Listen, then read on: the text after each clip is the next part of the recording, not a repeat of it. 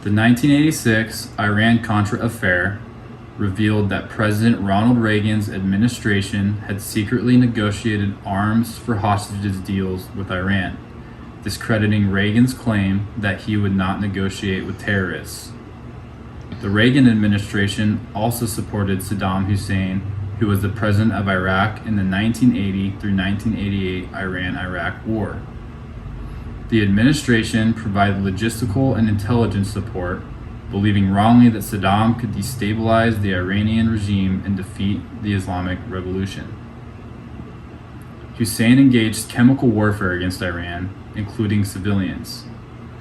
This event almost ran congruent with the Soviet Union's invasion of Afghanistan in late 1979.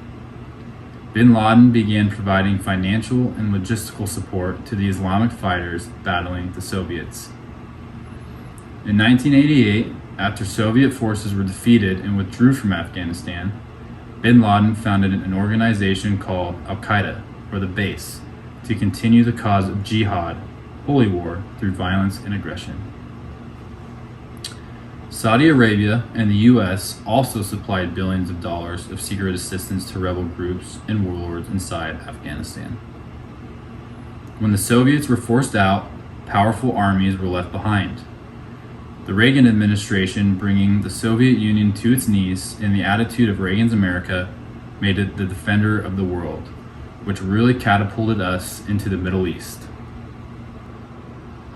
Under George H.W. Bush, Desert Shield became Operation Desert Storm when Bush shifted strategy from defending Saudi Arabia to repelling Iraq from Kuwait, ostensibly because Saddam might, Bush claimed, be developing nuclear weapons. A coalition of 30 nations joined American forces in a military operation that numbered more than 500,000 troops.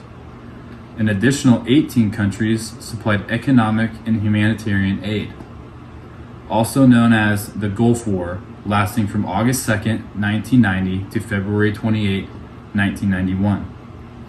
The loss of infrastructure in Iraq due to the airstrikes from America and its allies, along with U.S. intervention in Afghanistan and Palestine to aid Israel, made bin Laden continue to assert that the U.S. was the enemy.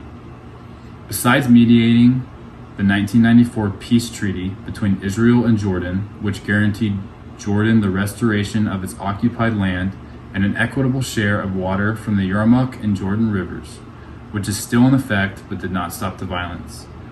President Bill Clinton's involvement in the Middle East was bracketed by the short-lived success of the paired Oslo Accords, one in August 1993, another in 1995. And the collapse of the Camp David Summit in December 2000. Yet another failed attempt at getting recognition for Israel's modern existence. It is pretty incredible, though, that one president could have facilitated this multiple times.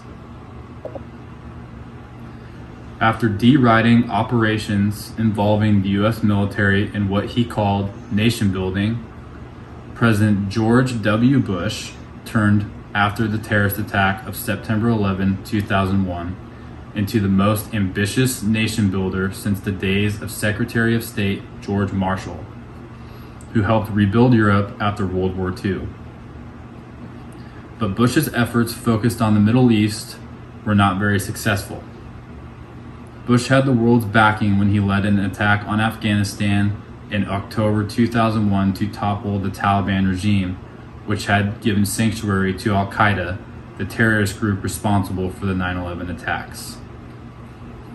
Bush's expansion of the War on Terror to Iraq in March 2003, however, had far less international support. Bush saw the toppling of Saddam Hussein as the first step in the domino-like birth of democracy in the Middle East. But while Bush talked democracy in regard to Iraq and Afghanistan, he continued to support repressive, undemocratic regimes in Egypt, Saudi Arabia, Jordan, and several countries in North Africa. Hello, my name is Tyler Elker, and I'm going to be handling the moral and ethical dilemmas surrounding the Iraq and Afghanistan wars, and as well as the 9/11 attacks.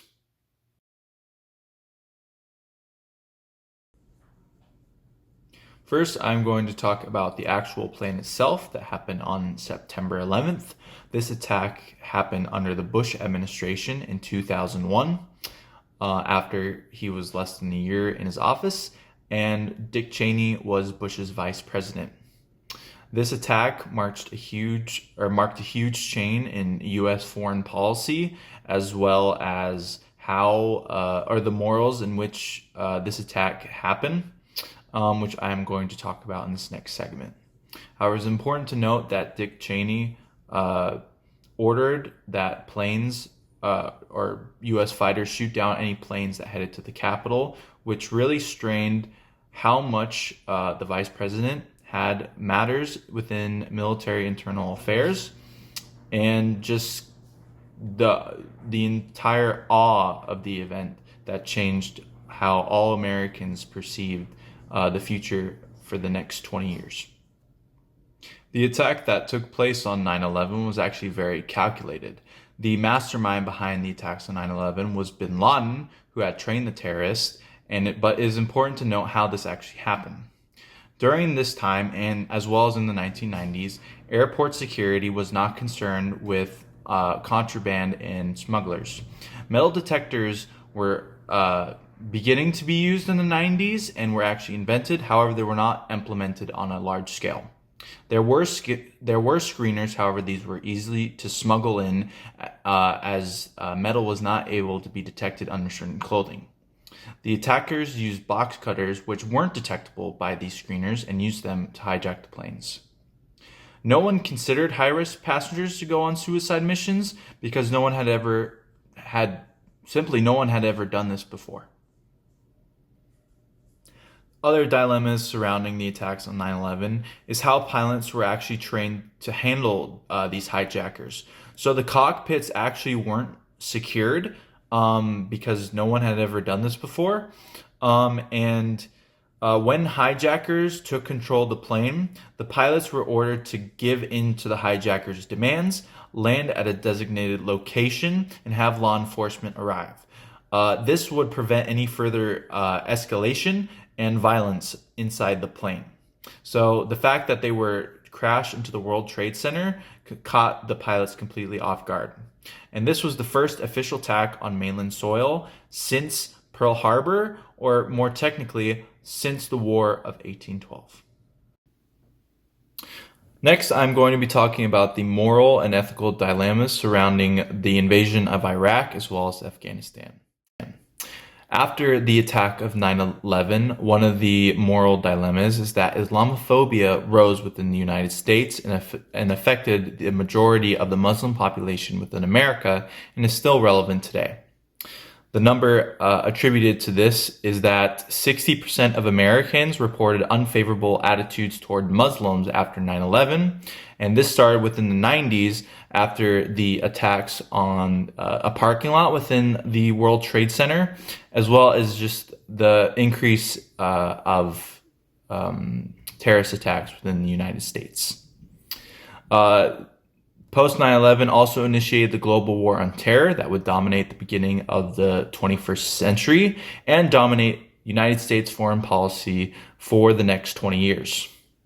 Terrorist attacks would also increase during this time, and the Middle East would become a hot zone for proxy wars. The numbers attributed to these wars would be within the hundreds of thousands. And the deaths as a result of post 9/11 wars, including Yemen, Afghanistan, and Iraq, are estimated between 770,000 and 801,000 deaths.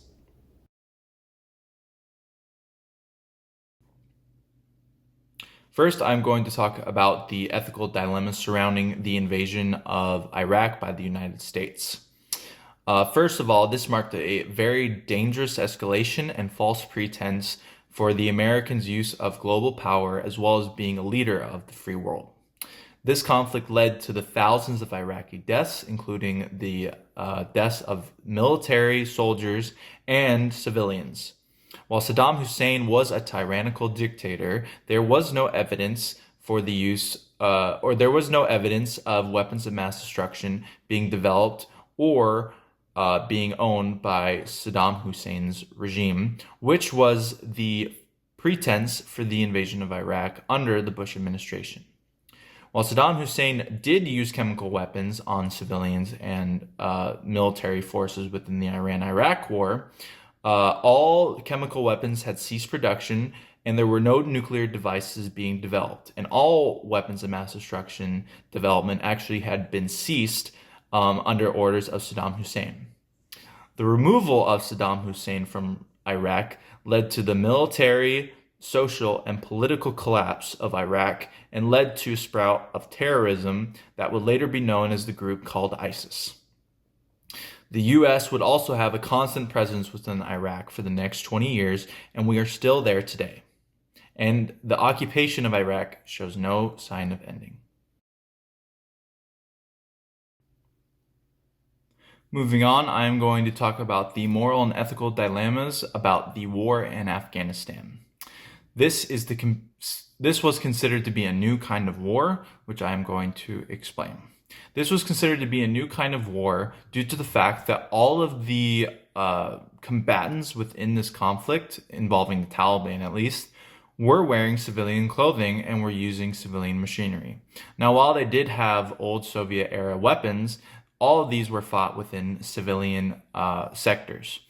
They could blend into civilian populations. They could blend in wearing what the civilians were wearing, and you could have no idea who was the enemy and who was a civilian, which was marked a very dangerous time for the United States. And while we were a technological power, we were not able to fight this level of insurgency, and that as a result, this would lead on for the next 20 years, and the eventual withdrawal of all United States troops following the evacuation at Kabul airport. After deriding operations involving the U.S. military in what he called nation building, President George W. Bush turned after the terrorist attack of September 11, 2001, into the most ambitious nation builder since the days of Secretary of State George Marshall, who helped rebuild Europe after World War II. But Bush's efforts focused on the Middle East were not very successful. Bush had the world's backing when he led an attack on Afghanistan in October 2001 to topple the Taliban regime, which had given sanctuary to Al-Qaeda, the terrorist group responsible for the 9/11 attacks. Bush's expansion of the war on terror to Iraq in March 2003, however, had far less international support. Bush saw the toppling of Saddam Hussein as the first step in the domino-like birth of democracy in the Middle East. But while Bush talked democracy in regard to Iraq and Afghanistan, he continued to support repressive, undemocratic regimes in Egypt, Saudi Arabia, Jordan, and several countries in North Africa. So, concluding the historical contextual evaluation of Afghanistan and the Iraq War, for Iraq, ISIS-K has been suppressed but is currently not destroyed. For Afghanistan, we have seen the complete withdrawal of U.S. troops in a complete Taliban takeover. Many Americans right now are wondering if the occupation of Iraq will ever end, or the occupation of the Middle East.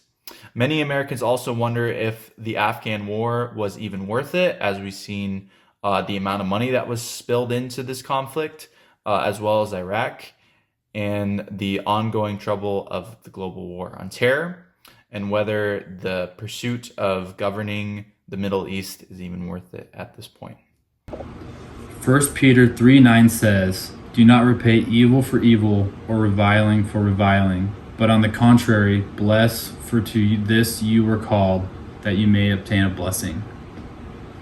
Not to say anything about 9/11 can be justified, but from the lens of bin Laden's Al-Qaeda, it was partly carried out due to revenge for America's constant meddling in the Middle East, which also resulted in civilian casualties, if not directly, then indirectly as well. But America acted like the enemy sent the first strike and retaliated as such. Not to say a retaliation wasn't necessary, but from a morally biblical perspective, George W. Bush could have taken a more ethical approach. When also looking at a biblical critique about the United States' actions within Afghanistan and Iraq, I am using Romans 12 and 13 as my basis. Regarding this, the United States, though justified in its cause against terrorism, undermined and failed to reach its ultimate goal of driving terrorism from the Middle East.